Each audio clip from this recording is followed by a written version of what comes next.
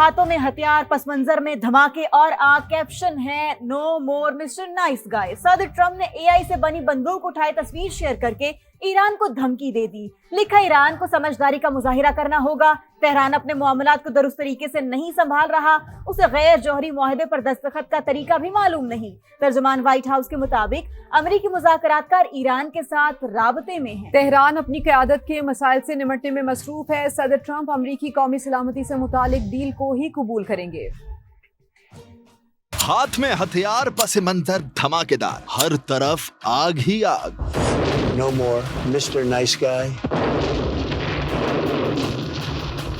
شریف آدمی بننے کا وقت ختم ہوا۔ سپر پاور کے صدر نے ایران کو پیغام دے دیا۔ صدر ٹرمپ نے اے آئی سے بنی تصویر شیئر کر دی۔ لکھا تہران کو غیر جوہری معاہدے پر دستخط کا طریقہ بھی معلوم نہیں، ایران اپنے معاملات درست کرے، جلد سمجھداری کا مظاہرہ کرے۔ صدر ٹرمپ نے ہتھیار دکھا کر دھمکی دی تو ترجمان وائٹ ہاؤس نے مذاکرات کی بات کی۔ کہا امریکی مذاکرات کار ایرانیوں کے ساتھ رابطے میں ہے، تہران اس وقت اپنی قیادت کے مسائل سے نمٹنے میں مصروف ہے۔ صدر ٹرمپ امریکی قومی سلامتی سے متعلق ڈیل کو ہی قبول کریں گے۔ امریکہ ایران کے جنگ کے دوران امریکی وزیر جنگ کی پہلی بار کانگریس کے ہاؤس آرمڈ کمیٹی میں پیشی۔ امریکہ کے بہترین مذاکرات کار ڈیل کی کوشش کر رہے ہیں۔ صدر ٹرمپ نے واضح کیا ایران کبھی جوہری ہتھیار نہیں رکھ سکتا۔ پیٹ ہیگسٹ کی بریفنگ، جنرل ڈینکین نے کہا کہ جنگ کے دوران کامیابی سے اہداف حاصل کیے، ہمیں اپنی افواج کو مزید جدید بنانے کی ضرورت ہے۔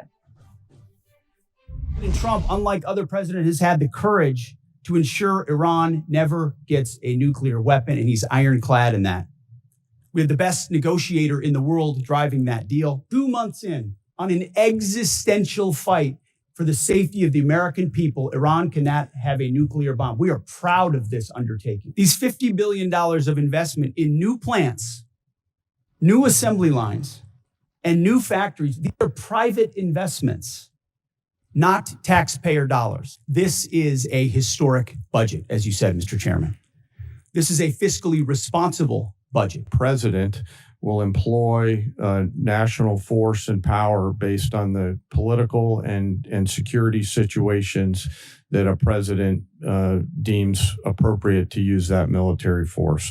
There's always trade-offs in all of these things. I'm confident that the president always carefully considers these readiness trade-offs. خطے میں پائیدار امن کے لیے پاکستان کی کوششیں مسلسل جاری ہیں۔ عباس عراقی نے قیادت سے مشورے کے بعد جواب دینے کی یقین دہانی کرائی۔ وزیر اعظم شہباز شریف کی وفاقی کابینہ کے اجلاس میں گفتگو، کہا تیل کی قیمتوں کے حوالے سے چیلنجنگ صورتحال کا سامنا ہے، قیمتیں آسمان سے باتیں کر رہی ہیں۔ جنگ سے پہلے تیل کی مد میں پاکستان کا ایک ہفتے کا بل $30 کروڑ تھا، جو اب $80 کروڑ تک پہنچ گیا ہے۔ وزیر اعظم نے پبلک ٹرانسپورٹ سمیت مختلف شعبوں میں سبسڈی برقرار رکھنے کے لیے صوبوں سے مشاورت کا اعلان کر دیا۔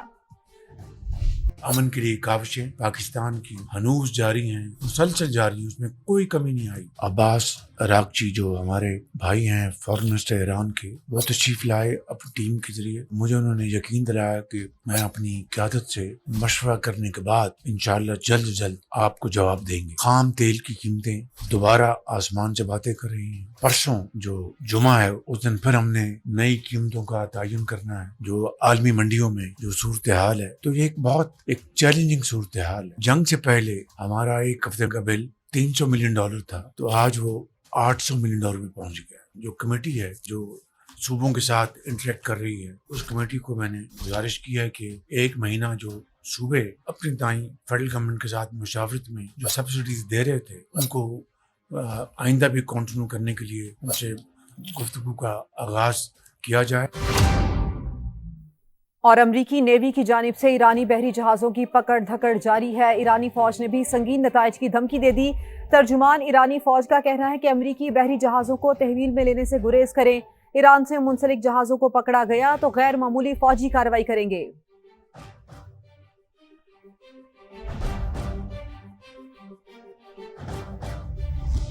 امریکی نائب صدر نے پینٹاگون کی بریفنگز پر شکوک و شبہات کا اظہار کر دیا۔ امریکی جریدے دی اٹلانٹک کی رپورٹ کے مطابق فوجی قیادت صدر ٹرمپ کو جنگ کی مکمل اور درست معلومات فراہم نہیں کر رہی۔ جے ڈی وینس نے بند کمرہ میٹنگز میں کئی بار سوال اٹھایا کہ پینٹاگون کی بریفنگز مکمل اور حقیقت پر مبنی ہیں یا نہیں۔ نائب صدر نے میزائل ذخائر میں کمی پر تشویش کا اظہار کیا۔ صدر ٹرمپ کو بھی میزائل ذخائر میں کمی سے آگاہ کر دیا۔ امریکی نائب صدر جے ڈی وینس کو مذاکرات میں فیصلے کا اختیار نہیں تھا، وہ مذاکرات میں بار بار فون کالز کرتے رہے۔ امریکی مذاکراتی ٹیم نے متعدد شخصیات کو فونز کیے۔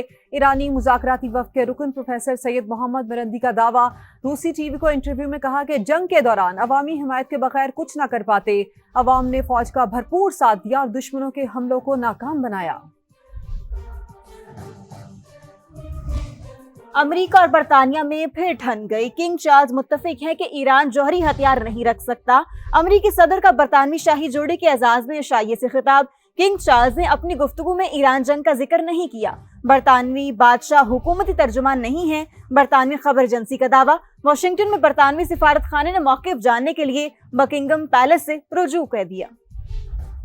صدر ٹرمپ نے کنگ چارلز کے کندھے پر رکھ کر بندوق چلا دی، امریکہ اور برطانیہ میں ایک بار پھر ٹھن گئی۔ وائٹ ہاؤس میں عشائیہ، صدر ٹرمپ نے کہا ایران جوہری ہتھیار نہیں رکھ سکتا، کنگ چارلز بھی ہمارے موقف سے متفق ہیں۔ صدر ٹرمپ کے بیان پر برطانوی خبر رساں ایجنسی نے کہا شاہ چارلز نے گفتگو میں ایران جنگ کا ذکر کیا، نہ ہی وہ حکومتی ترجمان ہیں۔ واشنگٹن میں برطانوی سفارت خانے نے موقف کے لیے بکنگم پیلس سے رجوع کا کہہ دیا۔ برطانیہ کی شاہی روایت کے مطابق بادشاہ کے ساتھ ہونے والی نجی گفتگو کو عام نہیں کیا جاتا۔ برطانوی وزیر اعظم کئی بار کہہ چکے ہیں کہ وہ ایران جنگ میں امریکہ کا ساتھ نہیں دیں گے۔ کیئر سٹارمر کے بیانات پر صدر ٹرمپ نے انہیں تنقید کا نشانہ بنایا تھا۔ آبنائے ہرمز کی بندش کے اثرات، عالمی منڈی میں خام تیل کی قیمتوں میں مسلسل اضافہ، برینٹ کروڈ $118 فی بیرل پر جا پہنچا، امریکی خام تیل $106 فی بیرل پر ٹریڈ۔ غیر یقینی صورتحال کے باعث پاکستان سٹاک مارکیٹ بھی لرز گئی، 2588 پوائنٹس کی کمی، 100 انڈیکس 1,66,582 پر بند ہوا۔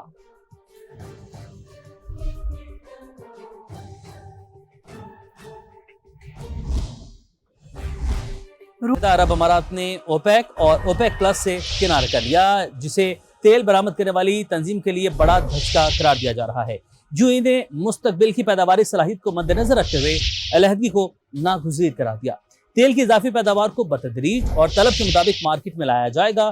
یو اے سالانہ 29 لاکھ بیرل تیل پیدا کرتا ہے۔ تجزیہ کاروں کے مطابق یو اے کا الگ ہونا اوپیک کی کمزوری کا سبب بنے گا۔ اوپیک 1960 میں 5 ممالک نے قائم کی تھی، جس کا مقصد عالمی منڈی میں خام تیل کی فروخت کا تعین کرنا تھا۔ 2016 میں دیگر 10 ممالک کے ساتھ مل کر اوپیک پلس تشکیل دیا گیا۔